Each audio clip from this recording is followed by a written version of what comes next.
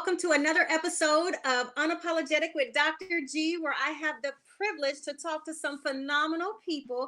And today is another great person that's coming on here. We have Angie from Forbes the Culture Reads. How are you today? I'm well. I'm really excited. We just came off of our little event, so I'm excited to talk about that. How are you? Okay. I am phenomenal. Introduce yourself and then tell everybody what you are unapologetic about in this moment.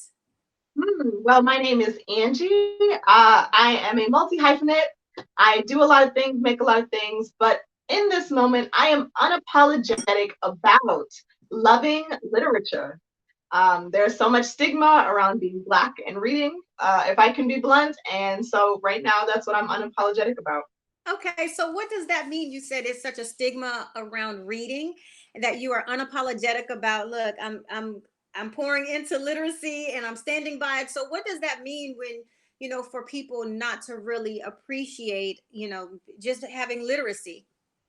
Yeah, for me, it means that there is a stereotype attached to being Black and loving books.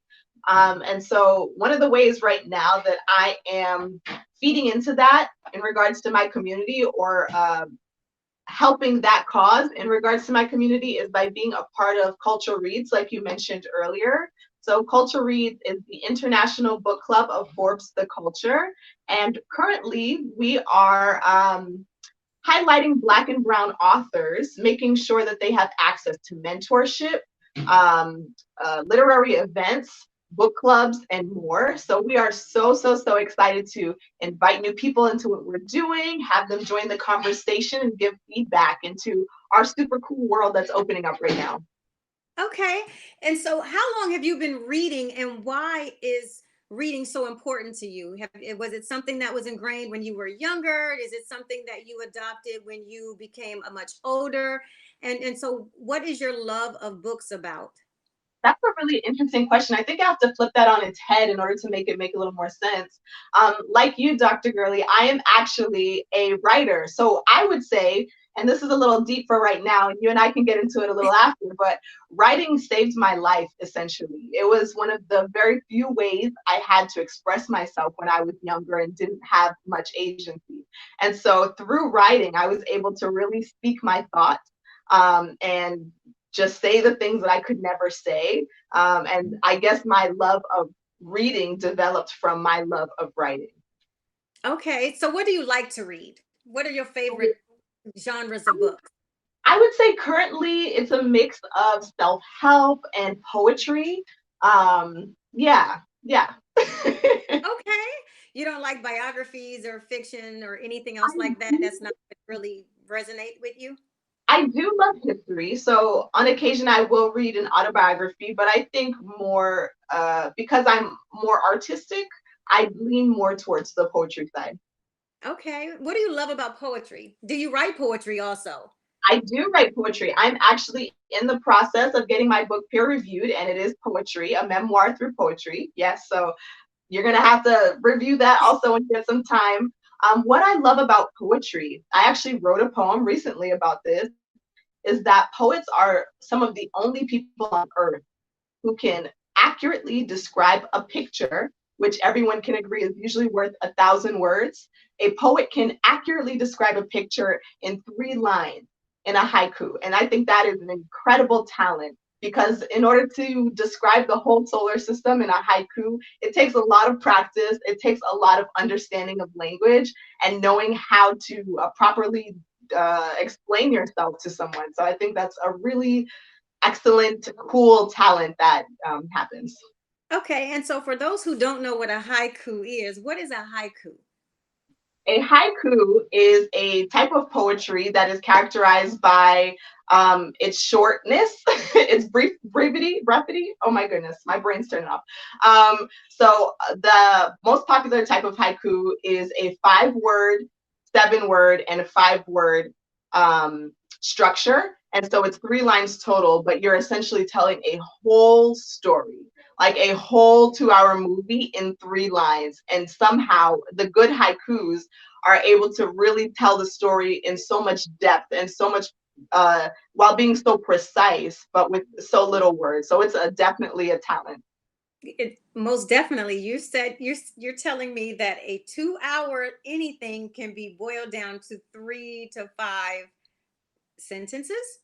I think it depends on the poet. If you look at someone like a Maya Angelou, or maybe something lighter like a Shel Silverstein, it may be a slight exaggeration. Maybe that's the poet in me that's telling you 2 hours, but very complex ideas can be reduced into the key elements in their smallest forms. So yeah.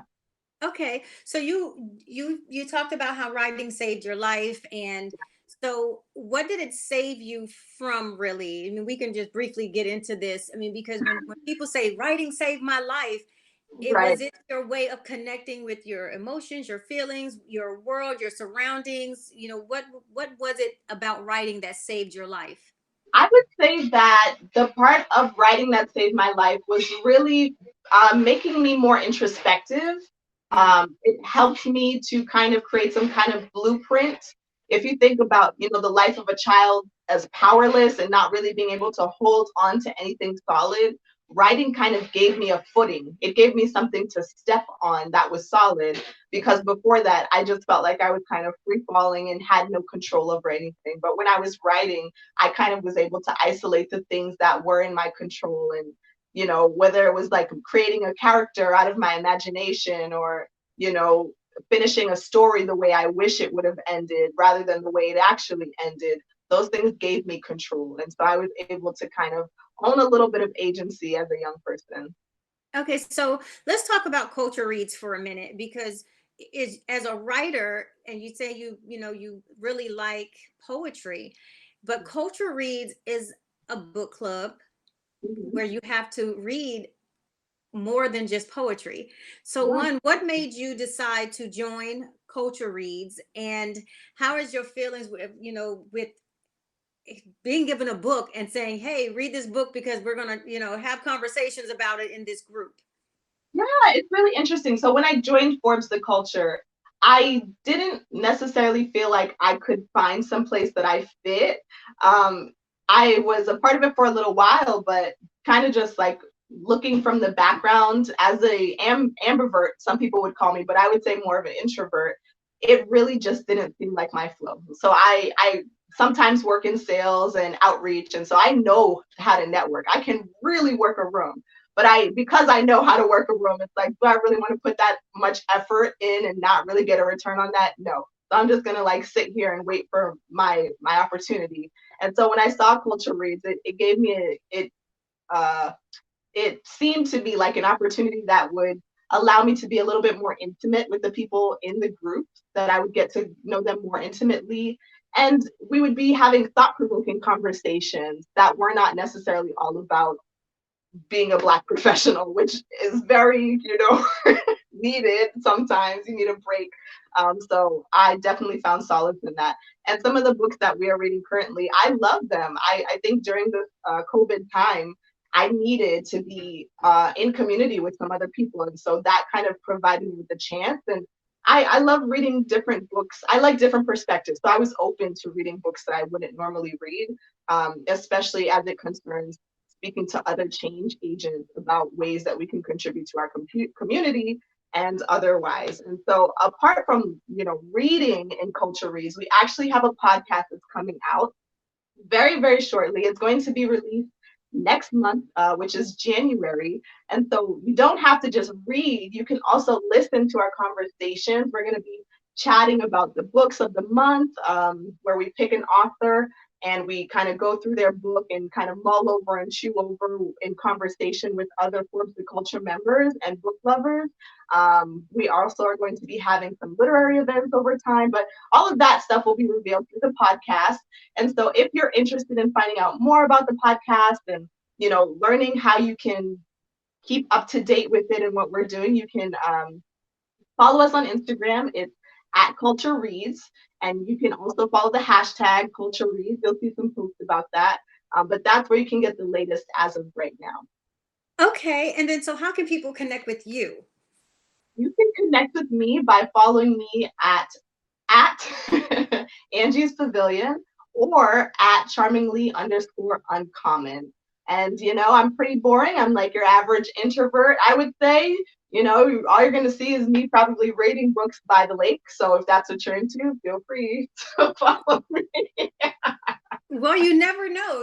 One thing about social media is people just, that might be serene to them and give them some level of serenity to know that, oh, well, you know what? Interesting. She's reading a book here, and I'm an introvert as well. So, give different places that, you can sit down with a nice book, or dare I say, a book and a glass of wine, and just really enjoy. So, I want to, do you have any last minute things that you want to say before we tune off? I definitely want to encourage everyone listening to follow that Culture Reads Instagram so that you're up to date with what we're doing. If you haven't already, please apply to be a member of Forbes the Culture. You can Google Forbes the Culture and click on the first thing you see and sign up. This way you can get access to everything that we're doing in the book club. You can learn about how to be spotlit. Oh my goodness, talk about literature, right? Somebody who is spotlighted in our community as an author. We're currently piloting a peer review group for new authors. So if you're someone who's been in the writing process for way too long, which I'd say is a large number of people in the population, and you just need some other eyes on it so that you can move forward in your writing process, we would love to review the book. I will personally go through the book and give you notes and feedback. We have feedback forms already in that place in that program so that you don't even have to create a feedback form. It's already there for you. All you have to do is upload your book and let people read it and give you feedback. So yeah, there are a lot of fun things brewing. We are so excited to have, to be connected with you, to have more people in your community come to the book club and just kind of hear what we're talking about. I think honestly, the conversation sells itself. I don't even have to do any speaking because once you get involved, you're going to love the community and love being a part of it. Okay, so we thank you so much for stopping by. You all follow Angie. Check out the Culture Reads if you can, what they're going to be doing on Instagram. You definitely don't want to miss it. They have some dynamic things that are going on, and also if they're when they post the books that they're, reading of the books of the month on Instagram, engage in the comments. Just share your thoughts about it, and you can also just say, hey, in the comments, this book might be good too. And if you're an author, you might end up on the spotlight. You never know. So, everybody have a great week. It is the holiday week because Christmas is coming up really soon. So be safe.